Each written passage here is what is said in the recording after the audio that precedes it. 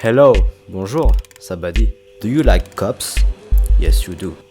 Everyone likes cups. Milk, tea, coffee, these are good in cups. But do you feel like you need more? In Chiang Rai, Thailand, we have found the answer. Cat in a cup. At Cat Cat and Cup, a cup. I don't understand. let me explain. The customers select premium food and beverage to enjoy in the company of frisky feline companions, inside an air-conditioned utopia.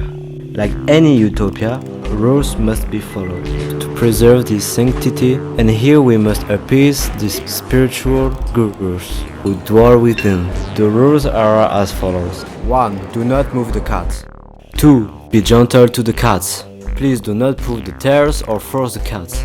3. Do not disturb the cats when they are taking a rest. 4. Do not feed the cats with your food. They'll just take it. 5. Sit down when you are holding a cat. 6. Look after your children and comply with the rules.